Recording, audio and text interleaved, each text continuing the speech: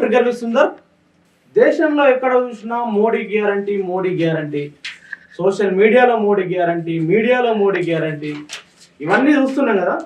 ఇదే అంశం మీద మాట్లాడడానికి మనతో పాటు ఉన్నారు ఇవాళ ప్రముఖ విశ్లేషకులు బండారు రవికుమార్ గారు. ఆయనతో మాట్లాడదాం. నమస్తే. ఏంటంటే ఈ మోడీ గ్యారంటీ, మోడీ అంటే గ్యారంటీకి మారు పేరులేగా మారమవుతుంది ఈ ప్రచారం అంతా, ఎట్లా చూడాలి? ఆయన మళ్ళీ పాత గ్యారంటీలన్నీ ఉన్నాయి, అవి ఏం చేశాడని చూసిన తర్వాత కొత్త గ్యారంటీల గురించి కూడా చెప్పొచ్చు. పాత గ్యారంటీలు ఏమున్నాయి? ఇంతకుముందు ఫస్ట్ 2014లో 100 రోజుల్లో ధరలు తగ్గిస్తాను అన్నారు. 2, నల్లధనాన్ని మొత్తాన్ని విదేశాల నుంచి రప్పిస్తాను. ఎంత 100 రోజుల్లోనా? వెంటనే రప్పిస్తాను. ఆయన నాది డ్యూటీ, నాదే గ్యారంటీ. ఆయన చెప్పింది ఇంకోటి కూడా చెప్పాడు, 15 లక్షల రూపాయలు మీ అకౌంట్లలోకి జన్ ధన్ ఖాతాల్లోకి ధన్ వస్తాయని చెప్పింది. అది నల్లధనం మీద మాట్లాడి. మరొక మాట ఏం మాట్లాడిందంటే 2 కోట్ల ఉద్యోగాల్ని సృష్టిస్తాం ఈ దేశంలో ప్రతి సంవత్సరానికి. అంటే ఇప్పుడు ఆయన 10 ఏళ్ళు ఉన్నాడు, 20 కోట్ల ఉద్యోగాలు సృష్టించి ఉండాలి. ఇదొకటి చెప్పాడు. రైతులకు సంబంధించి ఆయన చెప్పింది ఏంటంటే రైతుల ఆదాయాన్ని రెట్టింపు చేస్తాను. 2022 వరకు డెడ్ లైన్ పెట్టాడు. రెట్టింపు చేస్తాను. అంతటితో ఆగలే. స్వామినాథన్ కమిషన్ సిఫార్సులని అమలు చేస్తాను అని కూడా చెప్పారు. అంటే ఇవన్నీ ఇప్పుడు చేయలేదా, చేశారా లేదా అనేటువంటిది మనం అందరికి జనానికి తెలుసు. స్వామినాథన్ కమిషన్ సిఫార్సులు ఉన్నాయి. ఏమి స్వామినాథన్ కమిషన్ సిఫార్సులు సాధ్యం కాదని వాళ్ళే చెప్పారు. ప్రభుత్వమే చెప్పింది స్వామినాథన్ కమిషన్ సిఫార్సులు అమలు చేయడం అనేది సాధ్యమయ్యే పని కాదు అని చెప్పారు. మోడీ చెప్పిండా? ప్రభుత్వమే పార్లమెంట్ లో ప్రకటన చేసింది. మరి హామీలు ఎట్లా ఇస్తారు? మరి 1.5 రెట్లు పెంచాలని చెప్పి కదా ఆయన చెప్పింది. రెండోది ఏంటి, స్వామినాథన్ కమిషన్ సిఫార్సుల్లో అత్యంత కీలకమైనది ఏంటంటే రైతుల్ని రుణముక్తులు చేయడం, అదే విధంగా రైతులకి చట్టం చేయడం. ఎంఎస్పి, మినిమం సపోర్ట్ ప్రైస్, కనీస మద్దతు ధర చట్టాన్ని చెయ్యాలి అనేది ఎవరు చెప్పారు? స్వామినాథన్ కమిషన్ సిఫార్సుల్లో అత్యంత కీలకమైనది మొదటిది.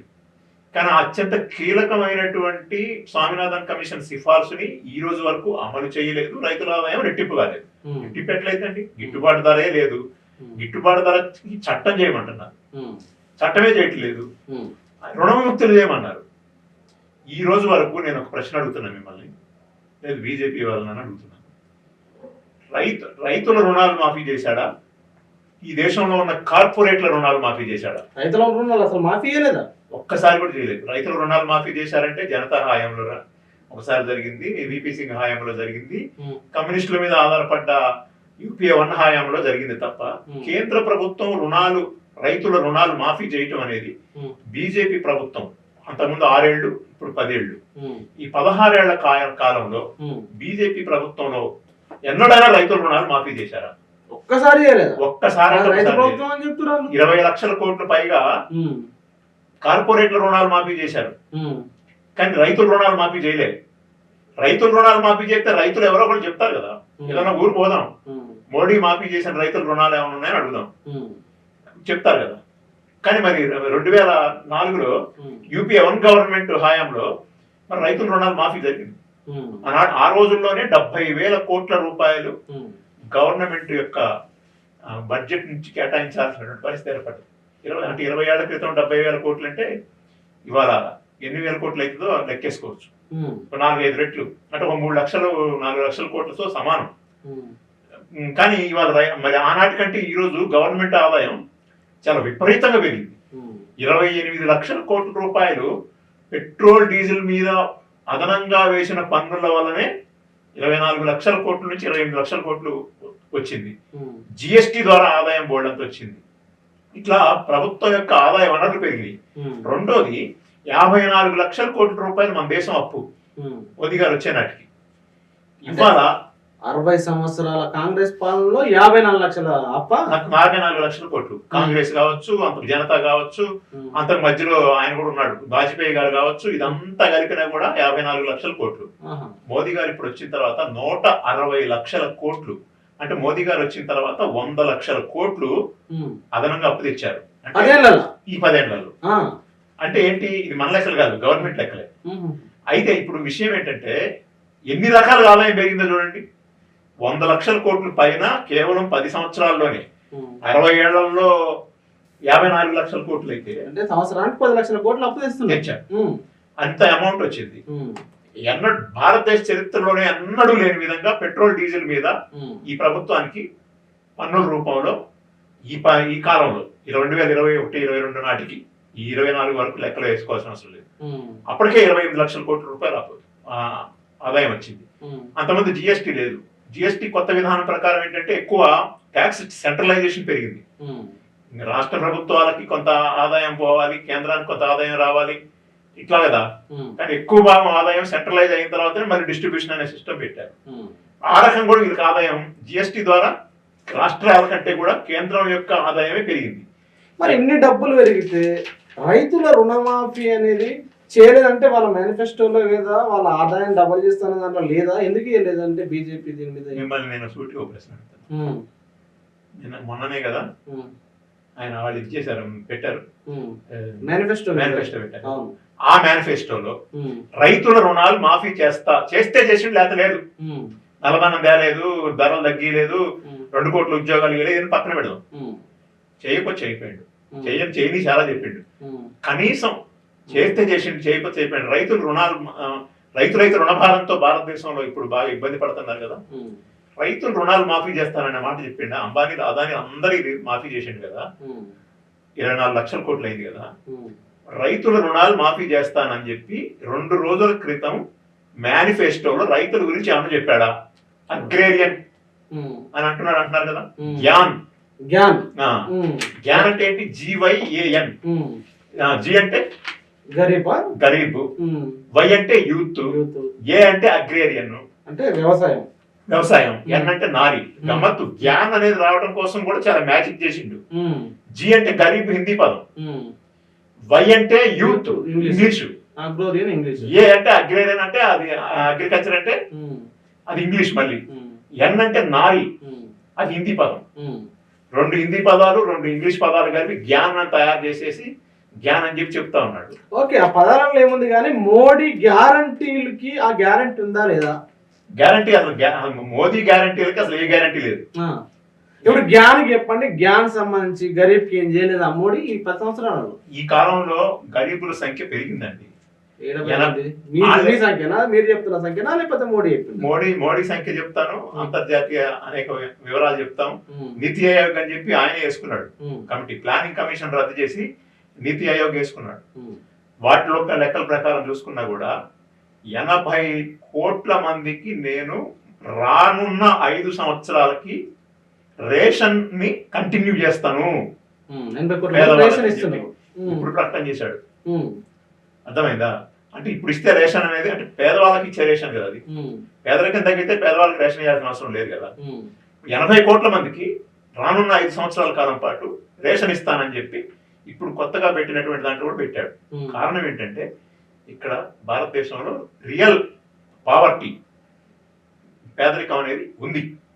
111వ ర్యాంకు భారతదేశానికి ప్రపంచంలో ఉంది. హంగర్ ఇండెక్స్, ఆకలి సూచి, హంగర్ ఇండెక్స్ అని చెప్పి అంతర్జాతీయ సంస్థలు ఇచ్చినటువంటి రేటింగ్ ప్రకారం మన 111వ స్థానం.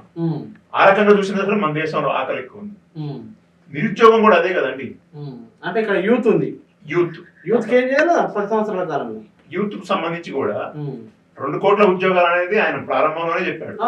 2 కోట్ల ఉద్యోగాలు సృష్టిస్తానన్నాడు. ఇచ్చినవని కూడా చెప్పుకుంటారు. ఇప్పుడు ఇచ్చామని చెప్పుకోవడానికి లేదు, ఎందుకంటే 5 లక్షల చిన్న పెద్ద పరిశ్రమలు మూతపడ్డాయి అంటే అని నిర్మలా సీతారామన్ గారు, కేంద్ర ఆర్థిక శాఖ మంత్రి గారు పార్లమెంటు సాక్షిగా చెప్పినటువంటిది మన దగ్గర రికార్డులే ఉన్నాయి. మూతపడడానికి యూత్ కు సంబంధం ఏంది? ఉద్యోగాలని పాత ఉన్న ఉద్యోగాలు ఓడిపోయిన తర్వాత కొత్త ఉద్యోగాలు అన్ని వస్తాయి, ఉపాధి రావాలి కదా. ఇప్పుడు మొన్న ఏమని చెప్తున్నారు, మొన్న ఒక బ్రహ్మాండమైన నివేదిక ఒకటి వచ్చింది. భారతదేశంలో యూత్ లో 83% అన్ఎంప్లాయ్మెంట్ పెరిగింది అనేటువంటిది మళ్ళీ ఒకటి వచ్చింది. అంటే అన్ఎంప్లాయ్మెంట్ అనేది భారతదేశం యూత్ లో బాగా ఎక్కువగా ఉంది అనేటువంటిది వచ్చింది. ఇట్లా చూసినప్పుడు యూత్ కు నువ్వు ఇవ్వాల్సినటువంటి సృష్టించాల్సిన ఉద్యోగాలు సృష్టించలేదు. చివరికి వాళ్ళ పార్టీ ఎంపీఏ, బయటోడు ఎవడో కాదు, ఎవరు ఆయన పేరు? వరుణ్ గాంధీ. ఆయన ఆ పార్టీలో చాలా కాలం నుంచి ఉంటున్నాడు. ఆయన ఎంపీగా కూడా ఉన్నాడు. ఉత్తరప్రదేశ్ నుంచి ప్రాతినిధ్యం వహిస్తున్నాడు. ఆయన ఏం చెప్పాడు? 60 లక్షల ఉద్యోగాలు ప్రభుత్వ రంగ సంస్థల్లో, అది బ్యాంకింగ్ కావచ్చు, ఇన్సూరెన్స్ కావచ్చు, రైల్వేస్ కావచ్చు, అదేవిధంగా రక్షణ రంగం కావచ్చు, అన్నిట్లో ఖాళీలు ఉన్నాయి. 60 లక్షల ఖాళీలు ఉన్నాయి అన్నారు. ఈ బీజేపీ వాళ్ళు చేసింది నేను ఒక ఉదాహరణ మీకు గుర్తు చేస్తాను. సైన్యంలో కూడా ఉద్యోగాలు ఉంటాయి కాబట్టి చాలా మంది పిల్లలు ఇలా గ్రామీణ ప్రాంతాల్లో ఉన్నవాళ్ళు కానీ పేదవాళ్ళ పిల్లలేనండి, below middle class poor class నుంచి ఉన్నటువంటి పిల్లలే ఎక్కువ మంది సైన్యంలో ఉంటున్నారు. ఎంపీలు, ఎమ్మెల్యేలు, కోటీశ్వర్ల కొడుకులు ఎవ్వరు కూడా సైన్యంలో లేరు. సైన్యంలో పేదవాళ్ళ పిల్లలే. వాళ్ళందరూ దేశానికి సేవ చేసే అవకాశం వస్తుంది, ఉద్యోగాలు వస్తాయి, ఉపాధి దొరుకుతుంది కదా. అందులో మోడీ గారు చేసిన గొప్ప విషయం ఏంటి తెలుసా? అగ్నిపథ్. అగ్నిపథ్ అనే సిస్టమ్ తీసుకొచ్చింది ఎవరు? మోడీ కదా. మంచి పథకం అంటుండు. నేను సైనికులకు ఫ్రీ హ్యాండ్ ఇస్తున్నా అంటుండు. దాంట్లో ఏం తప్పు ఉంది? అగ్నిపథ్లో 4 సంవత్సరాలేనండి ఉద్యోగం. 17 ఏళ్లకి నువ్వు ఉద్యోగంలో చేరితే 21 ఏళ్ళకి నీ ఉద్యోగం అయిపోద్ది. 4 సంవత్సరాలు ఉద్యోగం, తర్వాత నీకు ఉద్యోగం లేదు పొమ్మంటున్నాడు. అంటే ఏంటి? ఇంతకు ముందు సైన్యానికి పీరియడ్ ఉంది కదా, 14 సంవత్సరాలు 17 సంవత్సరాలు సర్వీస్ ఉంది. ఆ సర్వీస్ తర్వాత వాళ్ళ పిల్లలకి అంటే వాళ్ళ కుటుంబం మొత్తానికి మెడికల్ స్కీమ్ ఉంది. మొత్తం కుటుంబానికి, వాళ్ళ తల్లిదండ్రులకు ఉంది, వాళ్ళ పిల్లలకి ఉచిత విద్య ఉంది. లైఫ్ లాంగ్ ఒకసారి ఆర్మీలో పనిచేసినటువంటి వ్యక్తి, దేశం కోసం పోయి పనిచేసినటువంటి వ్యక్తికి లైఫ్ లాంగ్ పెన్షన్ స్కీమ్ ఉంది. అగ్నిపథ్ లేదా మరి? నరేంద్ర మోడీ ఈ ఫెసిలిటీస్ అన్ని ఎత్తేయటం కోసం ఒక కాంట్రాక్ట్ సిస్టమ్ తీసుకొచ్చాడు. Agnipath contract system. అగ్నివీర్ అంట ఆయన వాటిని అగ్నివీరులు అని పేరు పెట్టాడు. అగ్నివీర్ పథకం పేరు అగ్నిపథ్. దానికి వ్యతిరేకంగా కదా చాలా పెద్ద రెవల్యూషన్ వచ్చింది. పిల్లలందరూ కూడా రోడ్ల మీదకి వచ్చారు, రైల్వే స్టేషన్ లో గోల చేశారు. చాలా పెద్ద గొడవ అయింది. మన సికింద్రాబాద్ స్టేషన్ లో కూడా గొడవ అయింది. దేనికోసం జరిగింది అది? అంటే నరేంద్ర మోడీకి ఉద్యోగాలు కొత్తవి సృష్టించి ఇవ్వటం కాదు, అసలు ఆర్మీలో ఉన్న ఉద్యోగాలు కూడా తీసేస్తే దేశ భద్రతకు సంబంధించినటువంటి ఉద్యోగాలు కూడా తీసేసి 4 ఏళ్ల తర్వాత అంటే అది కూడా కాంట్రాక్ట్ సిస్టమ్ పెడితే ఆడు ఎప్పుడు ట్రైనింగ్ అవుతాడు. పూర్తిగా ట్రైనింగ్ అయిన తర్వాత పూర్తిగా ట్రైనింగ్ అయ్యే లోపల ఆయన ఉద్యోగం తీసేస్తాడు. ఇదంటే ఏంటంటే ఇది సంక్షేమం ఉందా ఇందులో? వాళ్ళకున్న సైనికులకు ఉన్నాయి, సైనికుల కుటుంబాలకు ఉన్నటువంటి అన్ని రకాల సదుపాయాలు ఊడబీగటం, దేశం కోసం ప్రాణాలు అర్పించడం కోసం సిద్ధం వచ్చిన వాడికి ఏమీ లేకుండా చేసేటువంటి ఇతను యూత్ కోసం నేను ఏదో చేస్తానని చెప్తే యూత్ ఉద్యోగాలు ఊడగొట్టిండా, యూత్ కొత్త ఉద్యోగాలు ఇచ్చిండా అనేది నువ్వు అగ్నిపథ్ స్కీమ్ స్టడీ చేస్తే తెలుస్తుంది కదండి. ఇందులో రెండోది పెద్ద బోగస్ కదా. పాతది చూసినా 2 కోట్ల ఉద్యోగాలు ఇవ్వలేదు, అగ్నిపథ్ తీసుకొచ్చిండు, అవన్నీ తీసుకొచ్చిండు. ఇప్పుడు కొత్తది ఇప్పుడు ఆల్రెడీ అమల్లో ఉన్నది చూస్తేనేమో నిరుద్యోగ శాతం 83 యూత్ లో ఉంది. మరి కొత్తగా యూత్ అంటున్నాడు. ఎంత అన్యాయం అండి. మోడీ గ్యారంటీ అంటే అది ఫేక్ గ్యారంటీ అని చెప్పి ఇప్పుడు అర్థం కావట్లేదా? మోడీ గ్యారంటీ ఫేక్ గ్యారంటీ ఇప్పుడేం ఏమనుకోవాలి దాన్ని? తప్పైతే చెప్పమానండి, చర్చగా రమ్మానండి. ఇప్పుడు జ్ఞాన్ లో మీరు జీ చెప్పారు, గరీబ్ చెప్పారు, వై యూత్ చెప్పారు, అగ్రోరియన్ సంబంధించి చెప్పాను కదా, దాన్ని కూడా చెప్పారు. చెప్పినా కదా. నారి చెప్పండి, మహిళకు సంబంధించి ఏం చేయలేదా? మహిళలకు మేము భద్రత పెంచినాం అంటుంది మోడీ, బీజేపీ. ఇది మోడీ గ్యారంటీ అంటుండు. మోడీ హయాంలో అంతకు ముందు పార్లమెంట్ లెక్కలు ఉన్నాయి, అదే విధంగా హోంశాఖ లెక్కలు ఉన్నాయి. ఆ లెక్కల ప్రకారం మనం చూద్దాం. మోడీ హయాంలో అత్యాచారాలు, మహిళల మీద దాడులు, లైంగిక దాడులు పెరిగినాయా తగ్గినాయా అని చూద్దాం. అవన్నీ అంకెలు చెప్పే లెక్కలేండి. అంకెలు చెప్పే లెక్కలే కాదు. మోడీ ఎవరి పక్షాన ఉన్నాడు? నారీ పక్షాన ఉన్నాడా, నేరస్తుల పక్షాన ఉన్నాడు? ఒకసారి మనం ఆలోచిద్దాం. మణిపూర్లో ఆడవాళ్ళని సామూహిక అత్యాచారాలు చేసి నేక్కడుగా ఊరేగింపు చేస్తే ఈ రోజు వరకు కూడా నోరు తెరిచి ఖండించలేదు. ఈ రోజు వరకు మణిపూర్ పోయి ఆయన సందర్శించలేదు. మణిపూర్ రాష్ట్రానికే పోలేదు ఆ ఇన్సిడెంట్ జరిగిన తర్వాత. ఇదేనా నారి అంటే? రెండోది, మన దేశానికి బంగారు పథకాలు తీసుకొచ్చినటువంటి బంగారు తల్లులు 7 మహిళా రెజ్లర్లు, సాక్షి మాలిక్తో సహా. ఆ రెజ్లర్ ఫెడరేషన్ ఆఫ్ ఇండియా అనేటువంటి వాడు, బ్రిజ్ భూషణ్ సింగ్ అనేవాడు, ఆడ ఆల్రెడీ నేరస్తుడండి.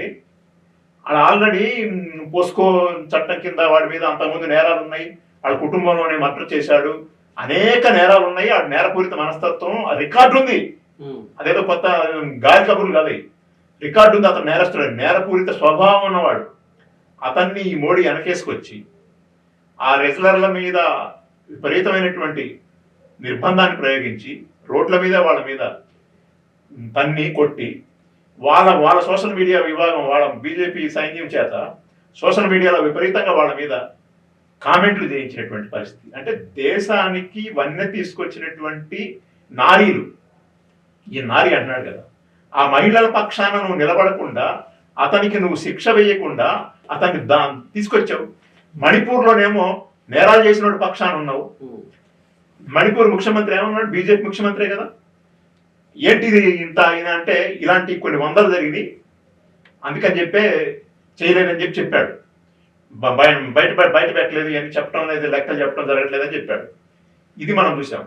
ఆసిఫా, జమ్మూ కాశ్మీర్లో కతువా దగ్గర ఆసిఫా అనేటువంటి 8 ఏళ్ల బాలికని అక్కడ హత్య చేశారండి, రేప్ చేశారు. ఏమైంది?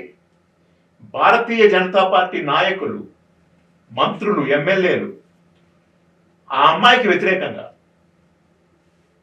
నేరస్తులకు అనుకూలంగా జాతీయ జెండాలు పట్టుకొని కాశ్మీర్ రాజధాని ర్యాలీ చేశారా లేదా? ఇదేమి బహిరంగ రహస్యమే కదా. బీజేపీ వాళ్ళు ఆసిఫా మరణానికి మర్డర్ విషయంలో చేశారన్నట్టు. అంటే 8 ఏళ్ల బాలిక పక్షాన కూడా బీజేపీ వాళ్ళు నిలబడలేదండి. ఇంకొక మాట చెప్తాను, హత్రాస్, ఇలాంటి వందలు చెప్పొచ్చు. ఇటు పక్కన నిలబడ్డారని నేను చెప్పేది. వేల సంఘటనలు జరిగింది, అదంతా భాగం. ఎటువైపు నిలబడ్డారు? హత్రాస్ లో నేరస్తుడు పక్షాన్ని నిలబడ్డారు. దళిత అమ్మాయిని చేశారు. చివరికి ఆ అమ్మాయిని ఏం చేశారు? ఆ అమ్మాయి డెడ్ బాడీని కూడా ఇవ్వకుండా తగలబెట్టేశారు కదా రాత్రికి రాత్రి. అక్కడ కూడా నేరస్తుడు పక్షాన నిలబడ్డారు కదా దళిత బాలిక. దేశం అంతా గగ్గోలైంది కదా.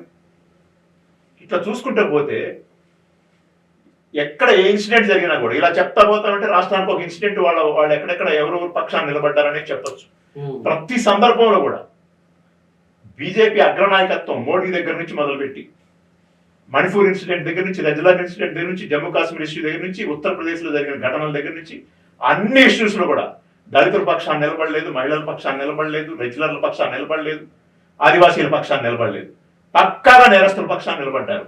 వీళ్ళకి నారి అనే పేరు మళ్ళీ చెప్పడానికి సిగ్గుండాలి కదా. ఎవరు నమ్ముతాడండి వీళ్ళని? ఇక్కడ ఆయన చెప్పాడు మీరు ఇంటర్వ్యూ స్టార్టింగ్ లోనే, నేను వస్తే అవినీతిని అంతం చేస్తా, నల్లధనాన్ని మొత్తం తీసుకొస్తా, నాకు 100 రోజుల టైం ఇవ్వండి, ఆ 100 రోజులలో పూర్తి కాకుంటే నన్ను ఉరేయండి, నన్ను కాల్ చేయండి అని చెప్పిండు. అది చేయలేదా ఇప్పటి వరకు? అంటే ఇప్పుడు జ్ఞానంలో అది లేదు కానీ అవినీతి గురించి అవినీతి ఈ పార్టీ నిర్మూలన అయిపోయి ఉండాలి. అవినీతిలో మన ర్యాంక్ ఏంటి, అవినీతి భారతదేశంలో పెరుగుతుందా లేదా, రాష్ట్రాల వారి లెక్కలన్నీ ఒక భాగం. అసలు ప్రపంచంలోకి వెళ్ళా అతిపెద్ద కుంభకోణం ఏంటంటే మొన్న బయటపడినటువంటి ఎలక్టోరల్ బాండ్స్ మీద సుప్రీంకోర్టు బయటపెట్టిన దాకా ఉంది. ఎలక్టోరల్ బాండ్స్ కుంభకోణం బయటకు వచ్చిన తర్వాత అనేక కుంభకోణాల్లో వీళ్ళ ఎన్ని బయటపడ్డాయి కదా. చివరికి లిక్కర్ కుంభకోణం కూడా దాంతో లింక్ ఉన్నటువంటి కదా. అంటే ఈ రోజు ఇప్పుడు ఫార్మా కుంభకోణం బయటకు వస్తుంది. ఫార్మా కంపెనీలన్నీ కూడా ఏ రకమైనటువంటి దుర్మార్గాలకు పాల్పడుతున్నాయి అనేటువంటిది ఫార్మా కంపెనీలకి, బ్యూరోక్రాట్లకి, అధికారంలో ఉన్న పార్టీకి, ఈ పార్టీల మధ్య ఉన్నటువంటి లింక్ కూడా త్వరలో విషయాలన్నీ బయటకు రాబోతున్నాయి. కాబట్టి ఇంతగానం బయటకు వచ్చిన తర్వాత కూడా ఇంకా అవినీతి గురించి ఏం మాట్లాడతారు? ఎలక్టోరల్ బాండ్స్ అనేది దేశంలో అర్థం చేసుకోలేదు, దేశానికి తీరని నష్టం అని మోడీ కామెంట్ చేసిండు ఈ రోజు కదా. ప్రపంచానికి అర్థమైంది, భారతదేశంలో ఉన్న ప్రజలందరికీ అర్థమైంది, విద్యావంతులకు అంతా అర్థమైంది. ఇది పెద్ద గ్యాంబ్లింగ్, పెద్ద అవినీతి ఇది. దీంట్లో పారదర్శకత లేదు. ఎవడిస్తున్నాడు, ఎంత ఇస్తున్నారు, ఎవరికి ఇస్తున్నారు, ఏమి లెక్కలు లేవు. అదే విధంగా ఆయన కరోనా సమయంలో పెట్టుకున్నటువంటి స్కీమ్ ఉంది, దానికి సంబంధించి కూడా నేను డబ్బులు ఇవ్వాల్సిన అవసరం లేదు, లెక్కలు చెప్పాల్సిన అవసరం లేదు పెట్టాడు. పిఎం కేర్స్ కూడా ప్రతిదానికి ఆయన అనుకూలంగా చట్టం చేసుకుంటాడు కదా. కాబట్టి ఆ రకంగా చట్టం చేసుకున్నాడు. అంటే పిఎం కేర్స్ డబ్బులు కూడా ఆయన దేనికి ఖర్చు పెట్టినది ఎవరికి తెలియదు ఇప్పుడు కూడా. పిఎం కేర్స్ నిధులు ఆయనకి ఎన్ని లక్షల కోట్లు వచ్చినాయి, ఎన్ని వేల కోట్లు వచ్చినాయి, అవన్నీ కూడా ఇచ్చినోడు దాన్ని వైట్ గా చేసుకుంటాడు, దానికి అన్ని రకాల మినహాయింపులు పొందుతాడు, ఏమి పన్నులు ఉండవు. కానీ ఈయన దేనికైనా ఉపయోగించుకోవచ్చు, ఏ రాష్ట్రానికైనా ఇచ్చుకోవచ్చు, ఏ వ్యక్తులకైనా ఇచ్చుకోవచ్చు. ఇవన్నీ ఉన్నాయి వాటికి. ఖర్చులేం చూపెట్టలేదు. భారతదేశ బడ్జెట్ లో కూడా పిఎం కేర్స్ నుంచి ఇంత వస్తున్నాయి, ఇంత ఖర్చు అయినాయి అని చెప్పాల్సిన అవసరం లేకుండా ఆయన చేసుకున్నాడు. అసలు అవినీతికే కేర్ ఆఫ్ అడ్రస్ కదా. పాత రోజుల్లో అవినీతి అంటే కాంగ్రెస్ అది చెప్పారు, ఓకే. మరి అంతకంటే మీద అవినీతి తక్కువ ఎక్కువ అని చూసినప్పుడు అనేక రేట్లు ఎక్కువ కదా. మరి ఇప్పుడు అంతా మొత్తం ప్రపంచం అంతా నవ్వుతుంది కదా. కాబట్టి అవినీతి గురించి మాట్లాడే రైట్ ఈయనకి ఎక్కడ ఉంది చెప్పండి. ఆయన మోడీ బొమ్మలతోటి రోజు సోషల్ మీడియా నిండా మోడీ బొమ్మలు, మోడీ గ్యారంటీ ఒకటే మొత్తుకుంటున్నది. టీవీలలో వస్తున్నది, పేపర్లలో వస్తున్నది, మీరేమో ఉల్టా మాట్లాడుతారు. ఆయన చెప్తుంది కరెక్టా, మీరు చెప్తుంది కరెక్టా? ఎట్లా నమ్మాలి మిమ్మల్ని మీ మాటలను?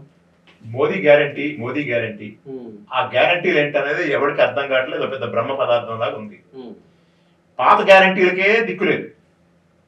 రైతులు, యువకులు, మహిళలు, బ్లాక్ మనీ ఇవన్నీ అయిపోయినాయి కదా. చాలా రకాలైనటువంటి హామీలు ఇచ్చాడు కదా. ఈయన మొత్తం ఏది కూడా అమలు చేయలేదని తేలిపోయింది కదా. ఈ దేశం ఏంటంటే మాంసాహారము, శాకాహారము, గుడి, మతము, దేవుడు, ఇవి తప్ప ఎవరికన్నా పోతే ఈ విషయాలు హిందూ, ముస్లిము, క్రైస్తవ ఈ గొడవలు తప్ప నరేంద్ర మోడీ గాని అమిత్ షా గాని వీళ్ళు పోతే, లేదా ఆ మతం ఆధారంగా తీసుకొచ్చిన కొన్ని చట్టాలు ఉన్నాయి, సిఏఏలు, ఎన్ఆర్సీలు, వాటి మీద మాట్లాడటం తప్ప ఎక్కడైనా మేము పలానా రైతులకి పలానా మౌలికమైనటువంటి సమస్య పరిష్కారం చేశాం అని చెప్పుకునేటువంటి పరిస్థితి లేదు. ఈ రోజు కూడా ఎన్ని లేకనే మళ్ళీ కొత్త దాంట్లో కూడా మళ్ళీ భావోద్వేగానికి సంబంధించిన అంశాలు తీసుకొచ్చి పెడుతున్నారు. కాబట్టి ఇవన్నీ చూసినప్పుడు ఏంటంటే వాళ్ళు అబద్ధాలు ఎలా ఉంటాయో చెప్తాను నేను. ఉక్రెయిన్ దగ్గర మన పిల్లలందరూ యుద్ధంలో చిక్కుకుపోయారు. రోజు ఒక యాడ్ వేస్తున్నారు. ఆ యాడ్ మోడీ గారు యుద్ధాన్ని ఆఫ్ చేశాడు, పిల్లల్ని తీసుకొచ్చారని చెప్పి ఆ పాప ఏడుస్తున్నట్టుగా ఒక యాడ్, ఒక యాక్టర్ని పెట్టి చెప్పించారు. కానీ మనకి నిజంగా యుక్రెయిన్ నుంచి వచ్చినటువంటి పిల్లలు చెప్పింది ఏంటి?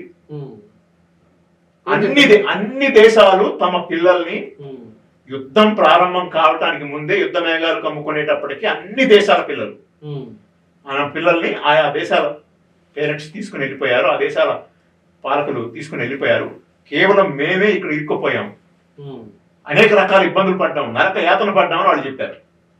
చివరికి మనకొక విమానయాన సంస్థ కూడా లేకుండా అయిపోయింది కదా, అంత ప్రైవేట్ పరం చేసేసాడు కదా. అంతకు ముందున్న దానికంటే ఎక్కువ రేట్లు పెట్టేశారు వీళ్ళు, ప్రైవేట్ వాళ్ళు. అంటే మన విద్యార్థులను తీసుకురావడానికి వాళ్ళ టికెట్ రేట్లు పెంచేశారు. మనం చూసాం 60,000, 70,000 పెట్టి మనం చూసాం. మనం ఆ రకంగా ఉన్నాయి. మరి అదే 90లో ఒకప్పుడు అదే కరోనా ఉన్నప్పుడు కూడా, కరోనా మొదటి వేవ్ అప్పుడు మన భారతదేశానికి సొంత ఏవియేషన్, మనకి సొంత విమాన సంస్థ ఉంది. ఆ రోజు మనం తెచ్చుకోగలిగినాం, తీసుకొచ్చారు ఆ రోజు. అంతకంటే ఎక్కువ 1,70,000 మందిని గల్ఫ్ యుద్ధం అప్పుడు 1990లో విశ్వనాథ్ ప్రతాప్ సింగ్ ముఖ్యమంత్రి, మన ప్రధానమంత్రిగా ఉన్నప్పుడు 500 విమానాలు, అనేక ట్రిప్లు వేసి విమానాల్లో మొత్తం జనాన్ని గల్ఫ్ యుద్ధం ఉన్నప్పుడు తీసుకొచ్చుకోగలిగారు. రూపాయి ఎవరి దగ్గర వసూలు చేయలేదు. అందరి ప్రాణాలు కాపాడాలా, అందరిని అక్కడి నుంచి టెన్షన్ నుంచి బయటపడేయాలా, మన దేశానికి తెచ్చుకోవాలని చెప్పాడు తప్ప ఎన్నడూ కూడా ప్రచారం చేసుకోలేదు. 1,70,000 మందిని మేము పట్టుకొచ్చామని ఏనాడైనా విపి సింగ్ గానీ, ఆనాడున్న జనతాదళ ప్రభుత్వం గానీ, నేషనల్ ఫ్రంట్ గానీ ఎవరైనా సరే ఇది మా బాధ్యత అని ఫీల్ అయ్యారా, లేదా దాన్ని దెబ్బ కొట్టుకున్నారా? కానీ మరి యుక్రెయిన్ నుంచి తీసుకొచ్చిన ఎంతమంది అండి? అక్కడ ఉన్నది ఎంతమంది? లక్షల మంది కాదు కదా, వేల మంది కాదు కదా, కొద్ది వందల మంది పిల్లలు ఉన్నారు, మెడిసిన్ చదవడానికి వాటికి వెళ్ళారు. వాళ్ళని తీసుకురావాల్సిన బాధ్యత ప్రభుత్వం ఉంది. ప్రభుత్వం అన్ని ప్రపంచంలో అన్ని దేశాలు తమ బాధ్యతగా తీసుకెళ్లి చేసే తప్ప ఈ దేశంలో ఒక మోడీ చేసుకున్నట్టుగా, బీజేపీ వాళ్ళు చేసుకున్నట్టుగా ఆ పిల్లల్ని ఇక్కడ తీసుకురావడం కూడా ఒక పెద్ద ఘనకార్యంగా దానికి కొన్ని యాడ్స్ క్రియేట్ చేసి యుద్ధాన్ని కూడా ఈయన ఆపేయడం అని చెప్పడం ద్వారా ఏంటండి ఇది? కాబట్టి ఏంటంటే గత ప్రభుత్వాలకి ఈ ప్రభుత్వానికి చూసినప్పుడు కూడా ఇంత దారుణమైనటువంటి ఇది చేసుకున్నటువంటి వాడు ఎవరు లేదు. ఇంత పబ్లిసిటీ పిచ్చున్నటువంటి ప్రధానమంత్రి ఎవరు లేరు. పని చేస్తే పబ్లిసిటీ అవసరమే ఉంది, జనమే చెప్పుకుంటారు కదా. ఇంత పబ్లిసిటీ ఇంతమంది ఏ ప్రధానమంత్రి చేసుకున్నాడా? చాలా మంది ప్రధానమంత్రులు చూసాం. చివరికి వీళ్ళ పార్టీ వాడే వాజ్పేయి గారు. కాకపోతే పెద్ద భారత్ వెలిగిపోతుంది, షైనింగ్ ఇండియా అని చెప్పారు వాళ్ళు కూడా. కానీ ఇంత లేదు. మోడీ గారు ఉపన్యాసాలు ఏం చెప్తున్నాడు? వాజ్పేయి ఏం చెప్పుకోలే ఉపన్యాసంలో. ఆయన పద్ధతిలో ఆయన ఉపన్యాసం. మోడీ ఉపన్యాసం ఒకసారి మీరు వీడియోలో వినండి, టీవీలలో వినండి. విన్నారు ఎప్పుడైనా? విన్నాను, రోజు వింటూనే ఉన్నాను. రోజు వింటూనే ఉన్నారు కదా, ఇవాళ కూడా వినండి. వినకపోతే మోదీ స్పీచ్ లోనే మోదీ మోదీ మోదీ అంటుంటాడు. మోడీ ఎవరు? రాజ్నాథ్ సింగ్. మోడీ భజన చేసుకుంటున్నా. రాజ్నాథ్ సింగ్, అమిత్ షానో లేకపోతే ఇంకో స్మృతి ఇరానో ఇంకెవరో మాట్లాడితే అనుకోవచ్చు అండి, వాడు మోడీ గారి పేరు చెప్తే అనుకోవచ్చు. కానీ మోడీయే మోడీ మోడీ మోడీ గ్యారంటీ, మోడీ ఇట్లా చేస్తాడు, మోడీ అట్లా చేస్తాడు, మోడీయే చెప్పుకోవడం. ఒక బ్రాండ్ గా తయారు చేసుకుని ఆ బ్రాండ్ ని ఏదో సేల్ చేసుకోవడం కోసం బ్రాండ్ ఇమేజ్ క్రియేట్ చేసుకుంటారు కదా, ఆ రకంగా బ్రాండ్ ఇమేజ్ పెట్టుకుని, మోడీ బ్రాండ్ ఇమేజ్ పెట్టుకుని గెలవాలనేది తప్ప ఇవాళ మంచి పనులు చేసి ఉంటే ఈ పరిస్థితి, ఈ కర్మ ఎందుకు పట్టింది వాళ్ళకి? రోజు ఈ రోజు కూడా ప్రతిరోజు ఈడీ ఒక బెదిరింపు, సిబిఐ ఒక బెదిరింపు, ప్రతిరోజు బెదిరింపులే. ఇంటర్వ్యూలో చాలా స్పష్టంగా చెప్పిండు, ఈడీ సిబిఐలను అట్లా అడ్డగోలు మేము వాడతలేము, మేము అట్లా వాడేటోళ్ళం కానే కాదు, మా మీద తప్పుడు ఆరోపణలు చేస్తున్నారు, బురద వెళ్తున్నారు అని చెప్పిండు కదా. భారతదేశంలో ఉన్న ప్రజలందరూ చూస్తున్నారు, రోజు కళ్ళప్పగించి చూస్తున్నారు. అంటే మోడీ అబద్ధాలు ఆడతాడనేది అందరికీ ఈ 10 ఏళ్ల కాలంలో చాలా సందర్భాలు రుజువైంది. కానీ ఇప్పుడు మరి తెగించి అసలు ఎలక్టోరల్ బాండ్స్ లో అవినీతి లేదు, అంత పారదర్శకత ఉంది.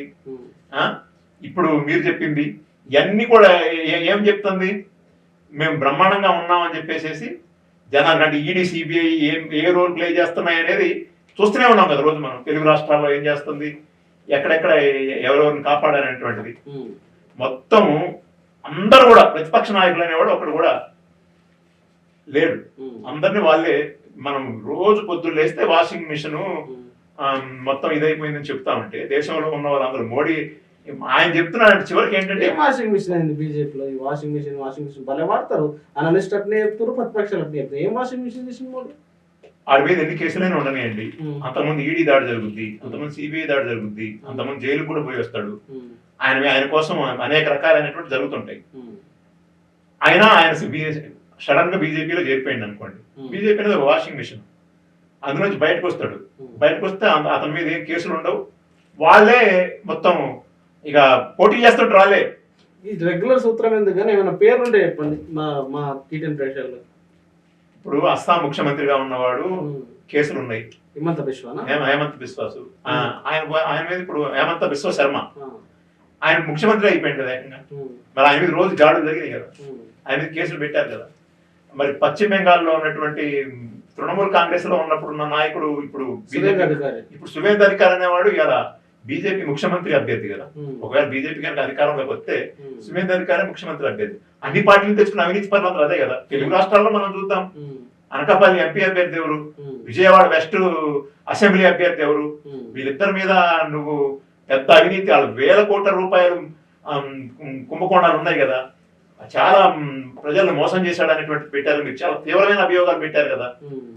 మరి వాళ్ళు సుజనా చౌదరి గాని, సీఎం రమేష్ గాని ఇప్పుడు వాళ్ళు బీజేపీ అభ్యర్థులు కదా. మరి లిక్కర్ కి సంబంధించినటువంటి ఆయన మాగుంట బీజేపీ అభ్యర్థి కదా. మరి వీళ్ళందరూ బీజేపీ అభ్యర్థులు అయిపోయారు, బీజేపీ మంత్రులు అయిపోయారు, బీజేపీ ముఖ్యమంత్రులు అయిపోయారు. మరి ఇది మీరు వాషింగ్ మిషన్ కాదు ఏంటిది? కాబట్టి ఇప్పుడు స్టార్టింగ్ మనం మొదలు పెట్టుకున్నాం ఇంటర్వ్యూ సందర్భంగా, మోడీ గ్యారంటీనే మోడీ అని చెప్పేసి ప్రచారం జరుగుతున్న దాంట్లో మీరు ఫైనల్ గా ఈ ఇంటర్వ్యూ సందర్భంగా మన టీటీఎన్ ప్రేక్షకులకి ఏం చెప్పారో చెప్పండి. Modi guarantee fake guarantee. Modi guarantee అంటే ఫేక్. ఆయన పెద్ద నోట్ల రద్దప్పుడు కూడా ఆయన చెప్పాడు 500 రూపాయల నోట్లు 1000 రూపాయల నోట్లు రద్దు చేశాడు కదా, ఇక నల్లధనం ఉండదు దేశంలో అని చెప్పాడు, మొత్తం వచ్చేస్తుందని చెప్పాడు.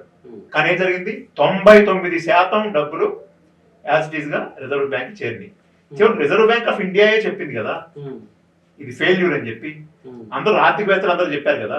మరి అప్పుడు ఆయన ఏం చెప్పాడు? నల్లధనం అన్నాడు, భారత రక్షణ రంగంలో ఇదైపోద్ది అన్నాడు, అవినీతి నిర్మూలన అయిపోద్ది అన్నాడు, పెద్ద నోటు రద్దు, అంతకంటే పెద్ద నోటు తీసుకొచ్చిండు 2000 రూపాయల నోటు.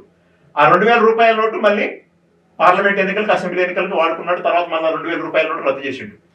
నువ్వు 500 రూపాయల నోటు ఎందుకు రద్దు చేసినావు? 1000 రూపాయల నోటు ఎందుకు రద్దు చేసినావు? అంతకంటే పెద్ద 2000 రూపాయల నోటు ఎందుకు తెచ్చినావు? మళ్ళీ దాన్ని ఎందుకు రద్దు చేసినావు? ఏమన్నా చెప్పాలి దేశానికి? కాబట్టి నువ్వు చెప్పేదంతా ఫేక్.